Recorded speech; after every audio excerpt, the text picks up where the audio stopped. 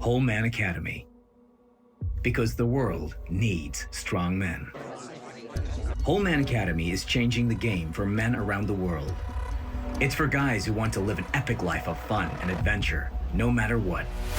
We believe, deep down, all men want to go on their own hero's journey to becoming resilient, confident, fearless, and fulfilled. Listen in to be inspired by guys who don't settle for living a life of mediocrity. This is your call to action and call to adventure. Are you ready?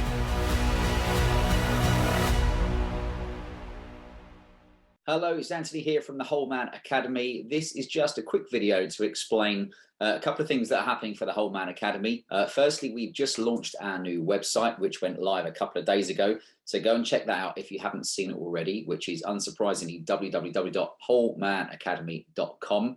Also, today's podcast is actually, I was invited quite beautifully onto Ed Draper's Sport and Life podcast. Now, Ed Draper is a Sky Sports presenter, but you might remember we actually interviewed him on our pod on episode 76. So if you haven't already, go back and check that out. But Ed's a good friend of mine, knows a lot about stuff, and he basically flips the script back on me, and we talk more about the Whole Man Academy and about all sorts of men's stuff. So that's covered. Season 2 of the podcast is coming up in September.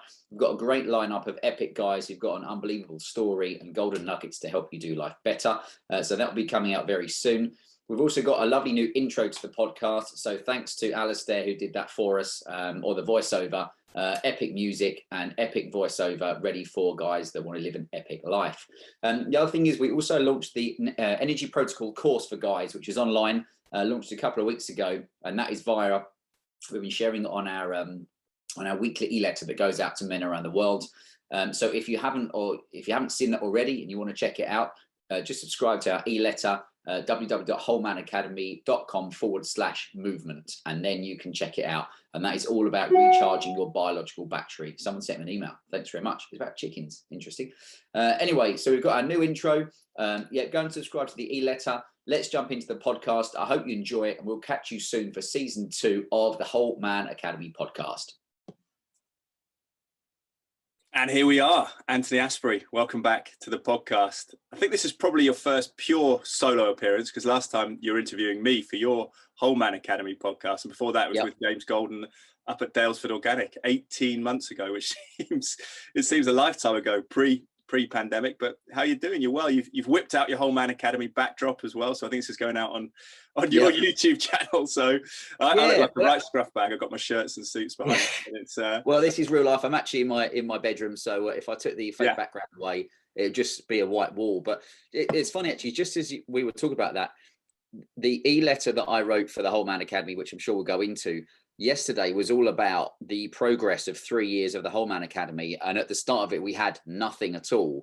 And it makes me laugh now where people go, "Oh, I really like your branding or your background or your this and your that." And you're like, it's a good reminder to us all that, you know, sometimes these things take a long time. And my point in the e-letter was, sometimes you only need to know the first step or the next step, if that makes sense. Because if you, as a broadcaster, you can never plan your whole path in life, because you don't know who you're going to meet, what you're going to do, what opportunities you're going to get. So even having the backdrop is a good example of it's little bits of progress that we made, week after week, relentless kind of taking action and making progress, basically. Yeah, that's the difference sometimes when you studied sport or you've come from a sport background, is when you set goals, particularly in the gym, about weightlifting or whatever it might be, or running, they're sort of tangible and you can incrementally plan that way. And we're drawn to goals in life. But I think there are a lot of variables, aren't there? Because you can't say, I'm going to do this by this destination, because you may rely on gatekeepers selecting you for something. There may be a myriad of things. There might be a pandemic. So that's an interesting one, isn't it? Because so you can sort of have flexible goals. Is that how you approach it? Yeah, I think it's, I remember let's say 5 years ago, I started on my personal development journey. One of the great things they made us do then was write down, I was out in Miami at one of the Tony Robbins kind of conferences for 7-8 days or whatever it was. And I went through the whole process of, I went to one of the events in London, which was Unleash the Power Within, and did a whole weekend there with 10,000 people at the Excel Centre. And that was mind blowing. And then there's always a next step, which usually costs more money. And I dropped another $5,000 on a couple of weeks away. So I went to Tenerife, stayed at the Ritz there, and we did life and wealth mastery. And then I went in the December off to the US, to Miami, to spend I think 7 or 8 days in Miami at it there. Was this training? Was this training? It was personal development conference. Yeah. And I would say, yes, it's training as well as having your own mind explored. You know, what do you want to do? Where do you want to go with life? How are you going to reach fulfillment? You know, how easy it to be happy? Yeah. So it covers a lot of different subjects, but you know, for me, it was life changing. And funny enough, you know, it costs a lot of money. I reckon if you added those together with flights and hotels, it's probably about 15 grand I spent. But wow. I remember when I came back from Miami, I went to a Nebworth House, which you remember is where Robbie Williams did his gig to 100,000 people. And Oasis, wasn't it? That's part yes. Yeah. And it's a fantastic place. And I went on a deep dive of a week of personal development there as well. This was a few years later, but one of the guys there said to me, "Oh, how much did it cost you for all that stuff?" And I said, "Oh, you know, ballpark 15 grand." And he's like, "What did you get for that?" And I said, two little boys. And he said, "Really? What do you mean?" And I said, "Well, I wasn't sure about my relationship with my partner at the time, because it's a big commitment to stay together for the rest of your life." I said, and they had one day where they spent the whole day talking about relationships that you either have got that are going well, or maybe you're not sure about, or partners you want to find and how you show up as a person. And that helped me to come home and realize that the relationship I was in was the right one. And then we ended up having little tykes who, you know, are now currently running around downstairs. But yeah, when the guy was like, "All right, so it cost you 15 grand, but you got some, you know, children out of it." It's funny because people are very receptive to coaches in sport and fitness, and sometimes the concept of a life coach has sort of become stigmatized in a way, like a snake oil salesman or whatever. But actually, it's funny you mentioned Tony Robbins, because my dad actually listened to the cassette tapes of Tony Robbins in the late 80s, and then you sort of come back to him, and I started watching bits on YouTube, and I've never gone to one of the events actually. I do know people, a friend of mine, Tony Wrighton, who has a podcast called Zestology, was a big advocate of Tony Robbins. And but it's when you listen to him, actually, you realize, oh no, there's definitely a merit in this, because there's a wisdom and there's a kind of, and like he says, you know, you may as well learn from people who've plotted that route. Effectively, he's like a kind of conduit for successful people to other people, isn't it? And not just financially successful, he kind of combines that spiritual with the sort of material of the Western world, and sort of gives you practical tips for material success, but also just feeling better, like you say, and feeling happier. He sort of is a shining example of the sort of virtue of seeking a coach or being a coach, isn't it, I suppose? And also, you know, you touched on something there. His big thing is about success without fulfillment is failure. Because he knows, and certainly I know, plenty of people who on paper you would say they tick the boxes of they've got the money, or they own a company, or they have got this, and this. And actually, if you peel back the layers, they're not actually happy. Yeah. Because they haven't got enough money, or maybe they're scared of losing the money they have got, or, you know, they're actually not very fit and healthy. They might have loads of money, but they're not very fit and healthy, or someone that's got certain things that we value, and they actually don't feel that they're enough of a man by not, you know, having the other things in life. So I've always remembered that success without fulfillment is failure, because on the outside it can be looking great, but actually, you know, fulfillment is the holy grail, I think, that no matter where you are in life. Yeah. And also we know on the other side of it that you need that kind of material thing, especially when you have a family, don't you, to provide. So there is that tension, because it'd be great to sit in a field like Buddha and just meditate. But I mean, you probably could make quite a lot of money out of that now in a way, because people will come and watch you and you could charge ticket prices. But it's not a bad idea. Yeah, but it's that duality, I suppose, that tension that we feel sometimes, isn't it? And that balance between having goals and accepting life as it comes is a delicate one as well, isn't it? It's with the Whole Man Academy. And what Tony Robbins says actually is telling. I remember this thing he always says that I've heard repeated, is people overestimate what they can achieve in a year, but underestimate what they can achieve in 10 years. And that takes sort of determined focus, doesn't it, I suppose, is the key. Yeah, that's one thing to say. We look back on with the Whole Man Academy, and you know, the reason it was started was because we know there's a mental health crisis across the world, but let's focus on the UK here. But also the big thing was about, you name me personal development platforms in the UK for men. There basically really aren't any. Whereas in the US, you have got all these different, let's call them gurus, who you could go to, and they're running these big events. And what you noticed in the UK was you had guys from America coming over here, and that was our options. So we knew there was a market for it. And, you know, when we first started, I always say we didn't have a clue what we were doing. It was like, let's just get guys together to talk. So, you know, we invited a load of friends and sent some tickets out to people back in, 2018, September 2018. And we hired Soho House in London, in Soho, which might sound confusing to people, but there's a few around the world. Yeah. And, you know, and that was the thing. It reminded me of a party where you didn't know if people were going to turn up or not. And suddenly, you know, we had guys filter through the door on a Saturday, and we tried to make the event, as opposed to, I always say it's about the feeling you get when you go into somewhere. And being at Soho House meant you had Chesterfield sofas, you know, they had a whiskey bar there. It was just that, let's say, ambience of, it felt quite manly. And I didn't want it to be an event where you go to an Ibis hotel and sit on chairs with, you know, funky coloured pattern carpet. And that's the experience you want. It's just like you create when you go to a good shop, isn't it? There's a smell, there's a feeling, there's a vibe there. Yeah. Do you think there's a crisis? Is that what you think? There's a sort of crisis in masculinity, that we lack that identity, that we're not quite sure.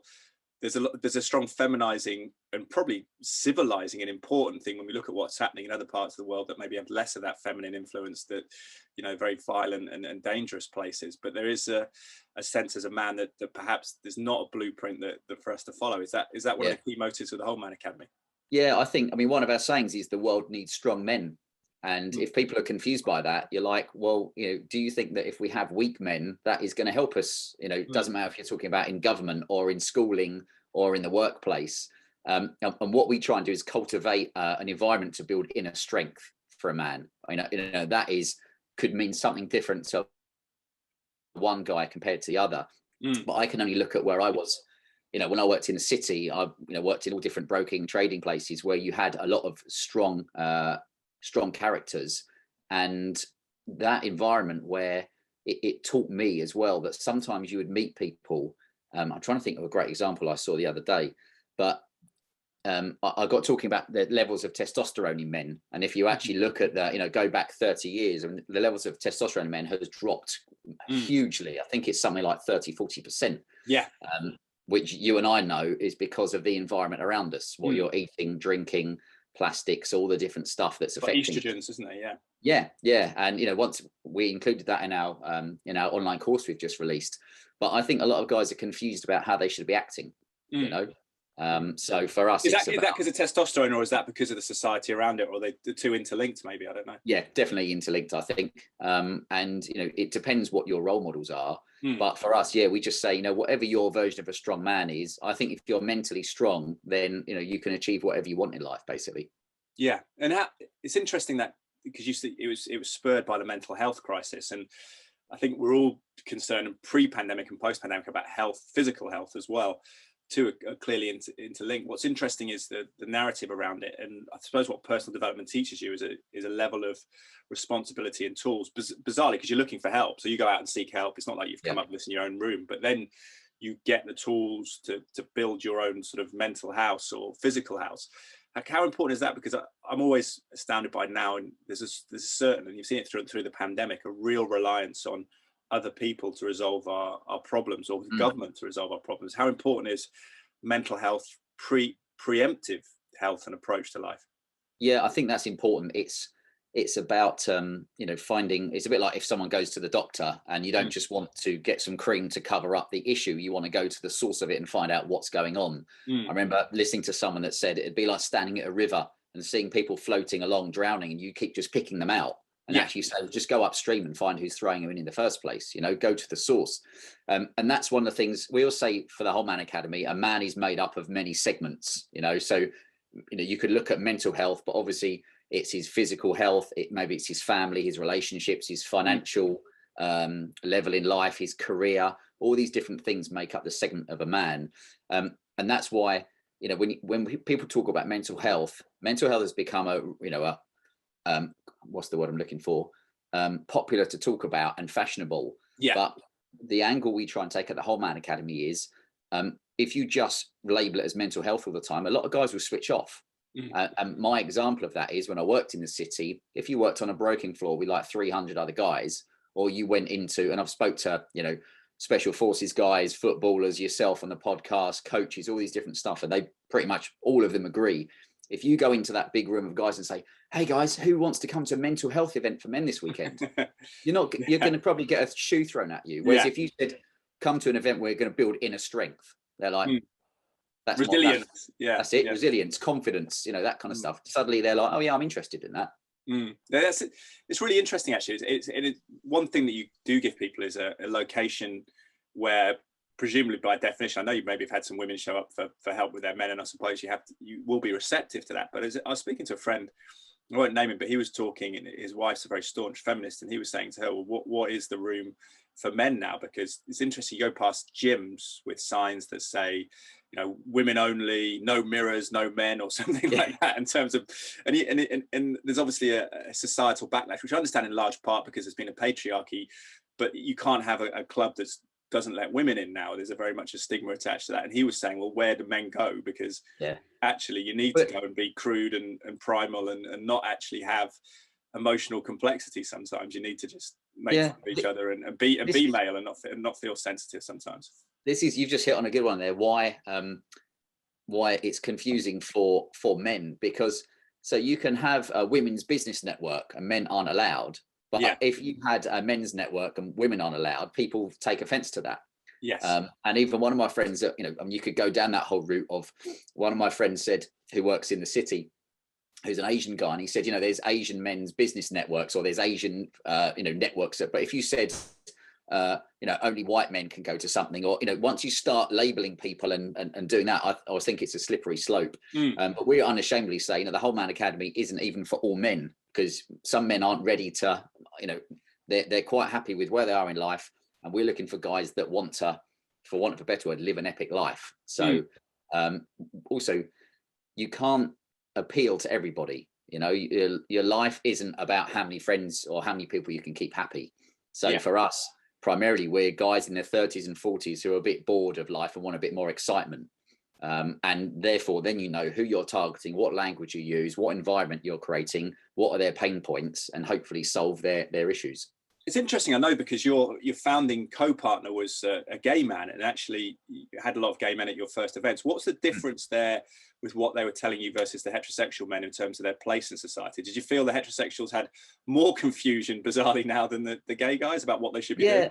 It was an interesting mix, actually. And I think what we noticed most was that, unsurprisingly, men are pretty similar, and the same problems, whether you had a partner who was male or female, or you had guys who were coming in who had issues with business, issues with their body image. They were just a bit bored with life and wanted more adventure. Primarily, it was everybody kind of, you looked around and were like, everybody's going through roughly the same issues. And one of the big things there was career. A lot of people are doing a job that isn't really what they want to do, but it pays the bills, and they manage to keep up the life that society tells you should be leading. And that's one of the big things we've seen over the 3, soon to be 4 years, is that the guys getting in the trap of, and I saw it in the city, professional men who are earning enough money or good money to live that life of having the car, the watch, the nice holidays, all the different things, and sending kids to private school, which are all good. But some of them were doing a job they didn't like to be able to keep that plate spinning. And they could see they could see the finish line of death, which we're all hurtling towards, and thinking, I haven't enjoyed every moment, or I've not enjoyed that many moments. And that's where you get into the levels of fulfillment, because a great example, there was a guy I didn't work, he wasn't my colleague, but he worked at the same company, and he had a very big house in South London. He had 2 lovely cars, he had kids and a lovely wife, and he had a great physique. He kind of ticked all the boxes. But he didn't like his job.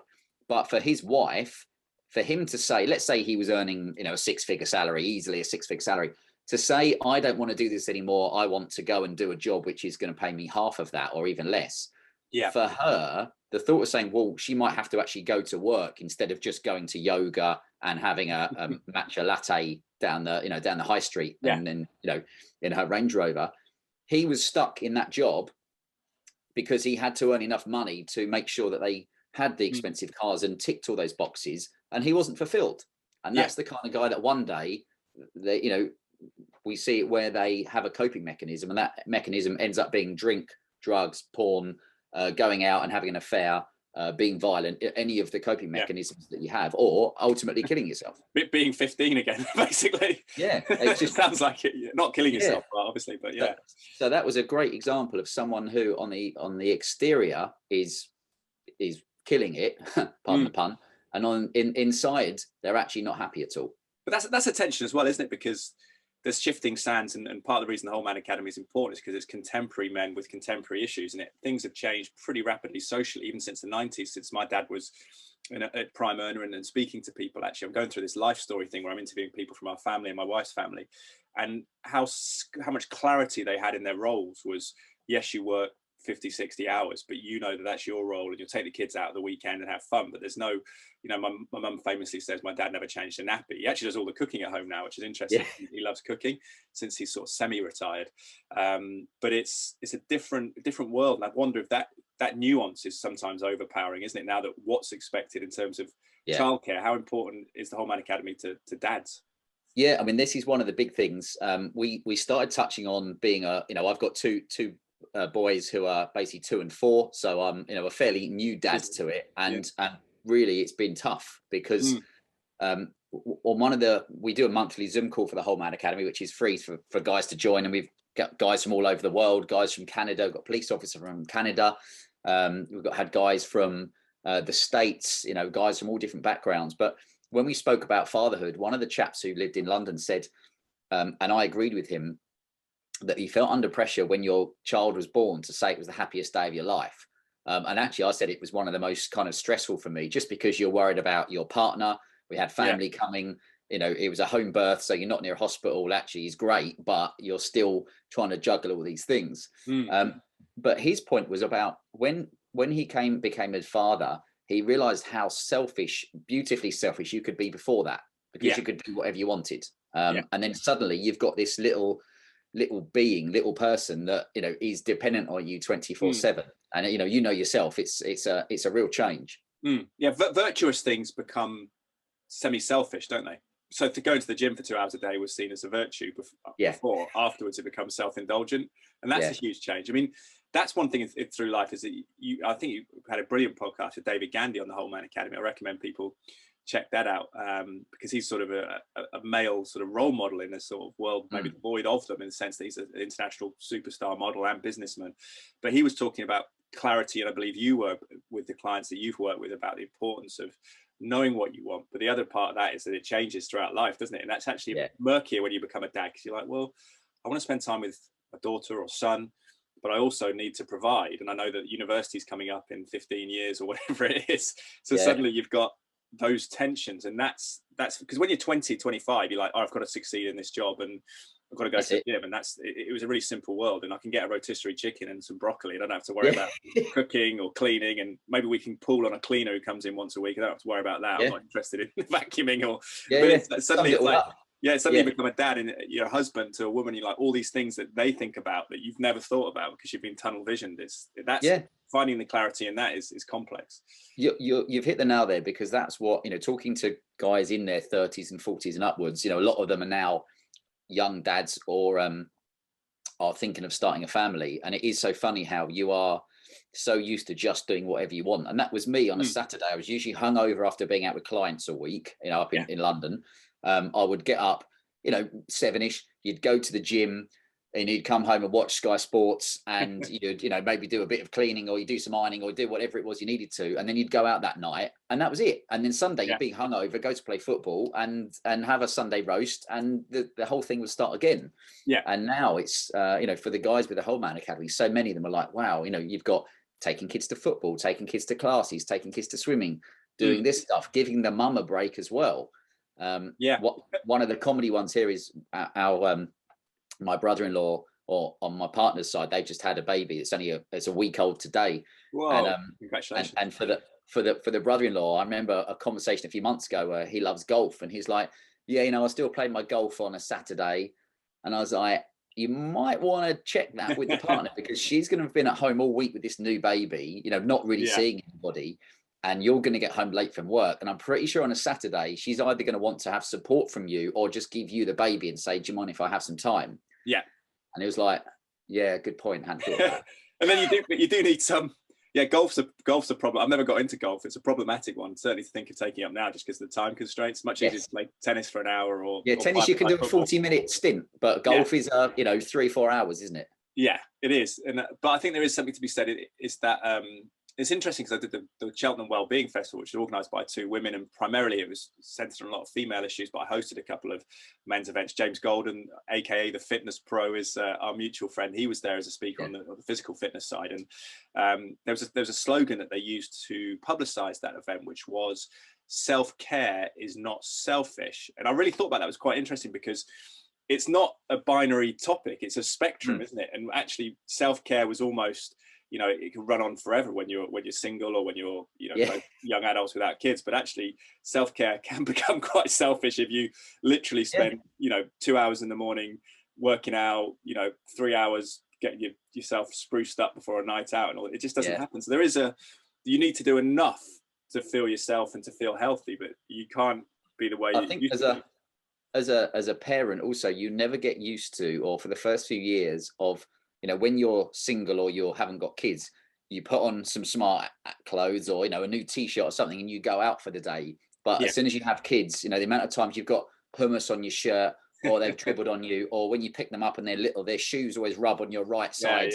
And after a while, you realize you're just like, fuck it, you're wearing black. You're wearing black t-shirt. That's a good thing. You end up just going back to basics, basically, which is a bit like what I've got on today. Yeah. But do you know what you said about David Gandy as well? I mean, he became our global ambassador a year and a half ago, and that really propelled us forward because it gave us a bit more recognition, and people took a bit more notice. And he'd mentioned the Whole Man Academy in things like the Rob Report, which was a big luxury magazine, and we'd been in other publications. But what the podcast, when I interviewed him, which has had like 20,000 views now, was awesome. Great. That a lot of people mentioned that you realize he is just a guy who loves cars, is interested in business, entrepreneurship, has got a little daughter, and is actually a normal guy. And often people forget when you see someone that's got 1 million followers on Instagram and who's been on, I think he's been on more front covers than any man in the world. I don't know that for definite, but I'll put a bit of money on it. What was cool about that was actually, on that note of his ubiquitousness and how he's a sort of a contradiction in the sense of a world where female supermodels dominate, he's the only male model we can sort of name. Yeah. I've seen interviews with him talking about the Zoolander stigma, and maybe that's part of it. But we assume as blokes, he's obviously supernaturally good looking and athletic, but actually what he said to you was, no, there's lots of good looking dudes out there. We don't see them every day because they're sort of above the ordinary, but he had a specific plan to become what he became, because he could have just done catalog modeling or whatever. Yeah. So it's not just that he wasn't so good looking that someone just said, oh, we're going to put you on the cover of every magazine.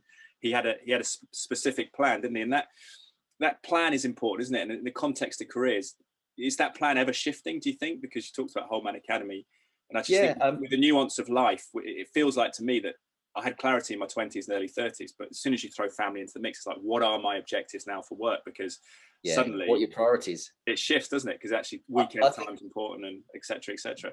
It's the phases of life. And I'm trying to think which, it was about a year ago, I can't remember who we spoke about I was on a podcast, they spoke about the phases of life. And I said, like we've covered in our 20s, if you haven't got kids, for example, then you are maybe gym or nights out. And, for me, it was doing curls for the girls. And that was the most important thing for me. Work 18 hours or whatever it is if you need to. Stuff. And no one, if I came home at 5 a.m. and had a shower and went back to work, you've got no one to answer to. In my mid to late 30s, you started to think, I'm not sure if this is what I want. And now, now I'm 43, you get to that stage where my priorities have changed completely. So I think phases, men go through phases. And I know guys in their 50s who have emailed me. Had a really interesting one when we launched our online course, which is two weeks ago. We had a guy who's in his 50s and said, would the course be useful for me? Because he said, I know you talk about guys in their 30s and 40s, but I'm in my 50s, I'm lacking a bit of confidence. I guess you've got grown up kids, and suddenly you're back to being you again, as opposed to just dad all the time. And I was like, look, I said, the course covers nutrition, what you're fueling yourself with, mindset, morning routine, fitness, testosterone as well. And I was like, it applies to a 50-year-old man as much as a 30 or 40. But a lot of people would be surprised that a 50-year-old plus man would be emailing in saying, I'm feeling like life's not quite what I want it to be. And isn't one thing that you cover with David Gandy that I find fascinating is adversity. How important is adversity to development? Because there is a sense in society at the moment that we should be very comfortable, both talk about exercise and lack of it, sedentary lifestyle, and just how any adversity is detrimental. Again, going back to the mental health debate, it's almost like, well, let's not put ourselves in situations. But David Gandy was talking about hate messages that he gets online and how he sort of chuckles at them, people talking about his physical appearance. And clearly, in a world where your physical appearance is paramount, it's interesting that he's developed that resilience, but you wonder if he's needed to be abused this many times to get there. And I know clearly there's a fine line, and he's a grown man, as he said, but how important is it to not shy away from adversity and deal with some of those things? And that's part of friendship in male circles, is you get battered, don't you? Your ego gets battered. Yeah, do you know what, actually, and you reminded me, I remember, quite a few years ago, we did an event, was in 2019, where David Gandy spoke at our probably our biggest actual event. We had 65 guys in the room, and Geese and Hawks allowed us to use their #1 Savile Row HQ for an evening, which was really cool. But I'm pretty sure it's during there where he said, he's still on WhatsApp groups with his mates from Billericay, where he grew up, and of course they're always completely slaughtering him. And it keeps your feet on the ground. But that's where we have to be careful these days, where people feel like they shouldn't have any adversity in their life. Well, actually, generally you grow when you've got challenges. If look at a football team, if you just win 5-0 every week, it's easy. But the odd defeat now and again, I think, even look at Premier League football, an odd defeat now and again can shake you back to reality and say, you've got to put the work in, and you've got to stay focused and motivated and work hard and keep developing, as opposed to just be like, oh, nothing should go wrong in life. Yeah, and it's interesting. You talk about cold showers as well, don't you? That's a sort of sign of adversity in the morning. It's just to put yourself through a little bit of struggle. How important has cold showers been to the whole Man Academy? That's been cool, because there's the guy Wim Hof, who's the expert and talks all about it. But what we try and do is give guys easy, simple, memorable things to implement to make kind of long-term changes. And it's a bit like, you could say, if you have one cigarette today, you're not going to die, but if you have a cigarette every day, it's going to have an accumulative effect. And it's the same with cold showers, what you're fueling yourself with, how you're sleeping. All those little things are that kind of those compound decisions. But cold showers has been an interesting one, because we had, on one of the weeks, we did an e-letter where we did a challenge and said, look, just have a go. And you don't have to walk into a cold shower. Have your normal shower, put it on cold for 10, 20, 30 seconds, a minute, or however, and see. And a couple of guys were like, wow, that really transformed my morning, because I felt so awake. And other guys were like, beep, beep. You just can't do it. It makes you present, though, doesn't it? Your mind stops wandering. You stop thinking about other things, because you're literally in a sort of survival mindset, even though you're in your bathroom. It's an early win. I always say that. And I admit myself, I've been having cold showers nearly every morning for, I can't remember now, 1.5 years, 2 years or something. But I try and have excuses every morning for why I shouldn't have one. Yeah. I'm running late. I start hot when it's cold. So it's we all do it, basically. It's worse in the winter as well. It's a lot colder in the winter. Yes. Yeah. And that's a good point. It depends where you are in the world, because our coldest water level in this country is going to be a different temperature to it is in other countries. So I know with Drew Broughton, who's the ex-footballer, who he came to one of our events. Actually, he came to the David Gandy event, fun enough. He came along with Simon Mundy, who was the guy that does the Don't Tell Me the Score podcast. I used to work with Simon Mundy at Absolute Radio, Virgin Radio. He was on the drive time sport. I was on the morning sport. Small world. Yeah. Well, he I know he spoke at, I interviewed him for one of our events at South Place Hotel. But I remember those guys coming along, and that's how I started following Drew Broughton. And I know he has some kind of like big iced tub in his garden. And that, I think, is the next level. It's, cold shower is quite tame compared to if you can have a proper full immersion, then you're on the right track. Also, though, if you do have toddlers like you do, you can't, your wife's probably go, what are you sitting in the tub for 20 minutes? Whereas a cold shower, everyone's allowed a shower. So it's facilitating it to your life, isn't it? Because some of these things are different. Do you know what? The last time I did the full cold water immersion, I was at Champneys, the health spa I can't remember exactly where it is. But I remember then getting out of there, and then Frank Bruno got in the sauna with me. which is an nice. interesting story. Yeah, So he got in, and when we talk about mental health, when I saw him get in the sauna, I mean, also he's like, what, 6'3", but considering, you know, his age, he's still in great shape. And, you know, we spoke very briefly, but about, you know, how good saunas are for you and how good cold water is and these things, you know, gives you the longevity. It's not just an early win. It's, as you know yourself, it's years down the line that it will help you. Extremes are important, aren't they? It's just, it's figuring things like that, isn't it? It's just sort of the delicacies of life. And is it to write things down to figure out what you want, what you can achieve, what's realistic, and on routines is an important one, isn't it? Because I do variable shift work, and actually a lot of the help in the, I guess, male dominated place is all about sort of obsessive physical routine. It's like, right, wake up at 5 a.m. every morning, do 30 minutes and do this. And I'm like, well, I've gone to bed at 2. I can't do that. It's like, because you mentioned sleep there, how important that is. You have to not follow that kind of total machismo of regulations, do you? Because you end up ruining yourself. I suppose routines have to be realistic to your life. I think it's flexible. And, you know, when I wrote the online course, it was all about realizing that, you know, there's no cookie cutter approach, because we were trying to give any guy that, you know, goes through the 6-week course, which is basically 6 20-minute videos, so it's easily consumable. But remembering that we don't want to give a guy any reason to have an excuse to say, oh yeah, but I can't do that because I work shifts or I've got kids or whatever.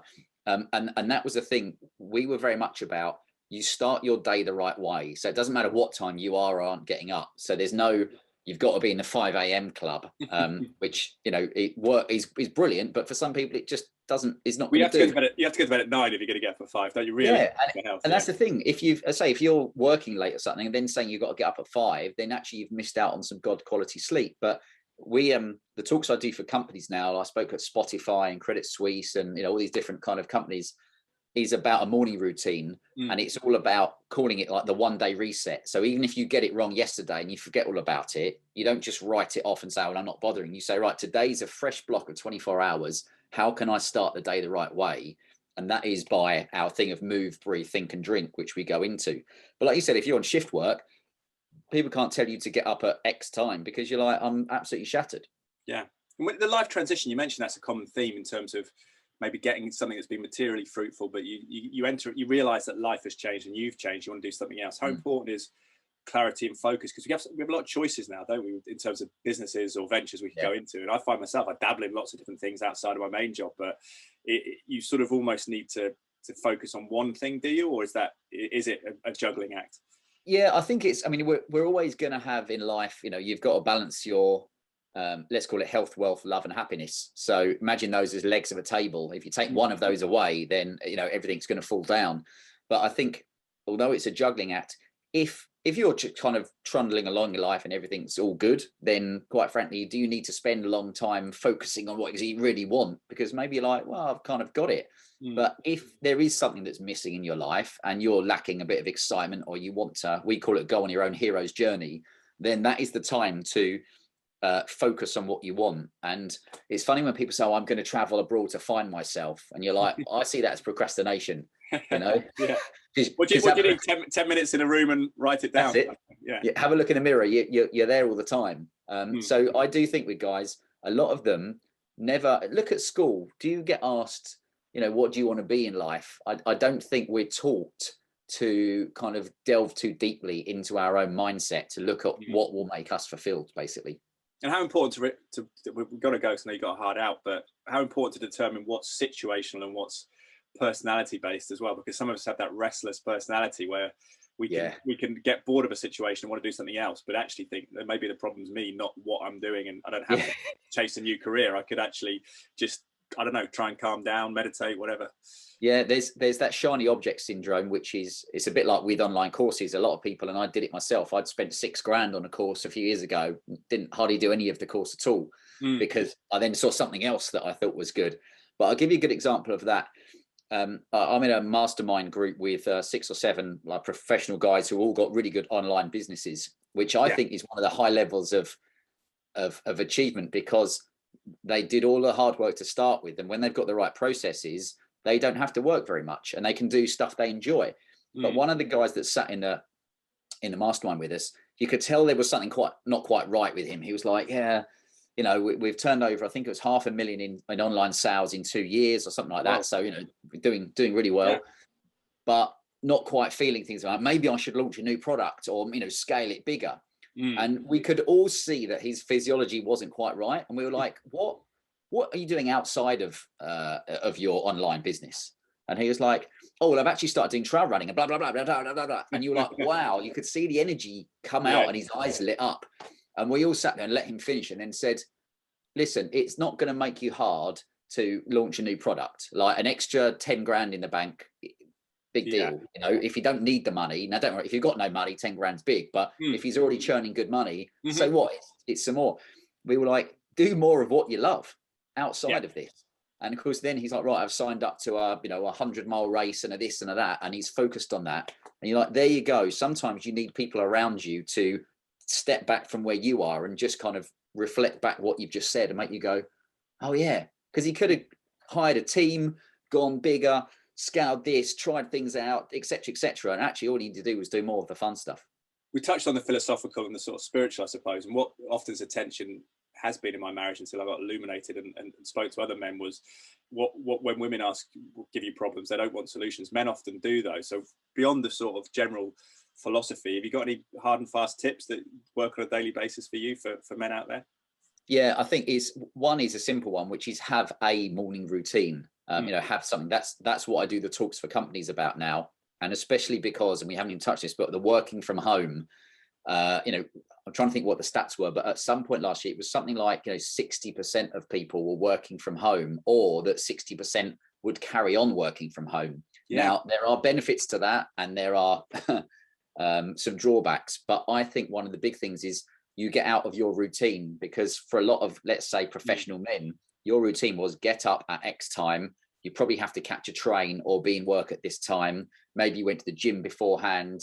You had some time away from home to kind of get in the right headspace, especially if you're getting a train and stuff. Whereas now you get out of bed and a lot of guys can go in their pajamas. Yeah. And there's no break in between. Plus you miss on the social side, Don't move. Yeah, either. Yeah. So it's a real, I struggle when people say, oh, working from home is great. And you're like, yeah, it depends. Because if you're a guy in your 20s or 30s, I still think you should be going out and interacting and not sitting in a box room. So I think that's one of the big things, is have some kind of a morning routine to just help whatever you're trying to do in life, help you get started. The other one, this is in the course which we cover, but I'll drop this in, is doing a brain dump. So you write down everything you need to do, literally emotionally vomit all this stuff out on a bit of paper, and then arrange it into lists so it gets out of your head. And there's a great saying, your head is for having ideas, not for holding them. Yeah. So rather than writing a simple list of like, buy some cornflakes or whatever it is, actually, you write everything that's short-term, long-term in your mind. That's it. Yeah. Especially now, because especially doing things like podcasts, you're always thinking, oh, I'll text that guy. And it's revolving around your head, isn't it? Constantly, that sort of stuff. Yeah, there's always something else to do. And I always joke and say, if, for us at home, you have to remember to take time to quieten your mind as well, because we can be busy all the time, or looking at social media, or consuming, the media that are around at the moment just wants to show you fear all the time, and it is detrimental to your health. So switching off phone, switching off the news, going out in nature, crazy thinking, but leaving your phone at home is one of those big things. So I'd say morning routine is important. Do a brain dump and try your best to switch off from technology and go out into nature. Yeah, the mobile phone's such a double-edged sword, isn't it? Such a sort of facilitator, but also just a constant burden and sort of hamstring for creativity and thinking as well, because it's just it's a rabbit hole that we all know. You can, that's why the screen time thing that I get the report on is good, because sometimes you look, and now I use it for watching stuff as well as working, so you're not just sitting there scrolling, but it's probably on average about 3 hours a day I spend on my phone. Yeah. And you're like, when you think over the course of a year, you're like, whoa, that's even if I'm working or not, that's not good. I find it hard to think after I've looked at my phone as well. Well, Anthony, great to have you on the podcast. Really appreciate it. For men out there who are interested to find out more, do you do individual coaching still as Anthony Asprey, or is it all done through the Whole Man Academy as a general? Yeah, so it's a good question, because what we actually wrote about in our latest e-letter was the fact that 3 years ago we had nothing, and then we started doing our events in London, which of course then had to be put on hold due to the lockdowns, which we're hoping to kind of restart. But we then started the podcast, And we always say it's like a funnel of, the podcast is obviously free to listen to, but also we have a weekly e-letter that goes out to hundreds of men around the world now, which you basically just go to the website, sign up, you get an excellent brainstorming process to help you consider what you want in life as well. And then kind of our next step up is then you've got the online course, which is basically $97. Then your next step up is coaching with me if you want. And the ultimate one is we invite guys to come to my house in the Cotswolds for 3 days to take a deep dive into morning routine, what they want in life, focus, fulfillment. And then we kind of release them back into the wild, fully focused on what they want. Looking after a 2-year-old and 4-year-old, they have to muck it's basically a break from me from the kids. That's my excuse. So it's about giving guys options, because some guys have got different budgets as well. Yes. But we know that there's desire for all of those things. Yeah. And it's a bit like a guy might start with the podcast, then start reading the e-letter, then he buys the course and works on that. Then he might be like, yeah, do you know what? I'm going to take it a step further and go to coaching. And then the ultimate one is come and actually do a deep dive for 3 days. And so it's always good to have options in life. Cotswolds, Tony Robbins. I love it. Exactly. Yeah. Get those hot coals fired up in the back garden. We need to get some insurance for that, but. Yes. Yeah, that's true. That's true. No, I love it. It's nice to have a pragmatic advice. And I think it is a really timely one as well, with the shifting roles of men in society and challenges. Yeah. But yeah, I think for me as well, just spending time with, as you said there, in real life with men, when the Whole Man Academy events are back in full swing, is fantastic. On the podcast, YouTube, but is it also going to be on iTunes, audio only, and things like that?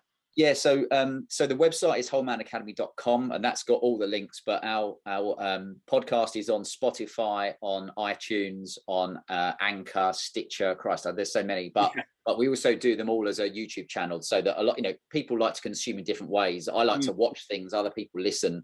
So at least there's different options for guys, and feel free to subscribe or reach out to me and ask any more questions.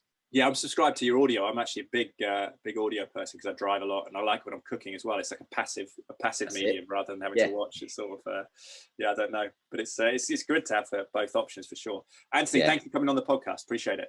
Pleasure.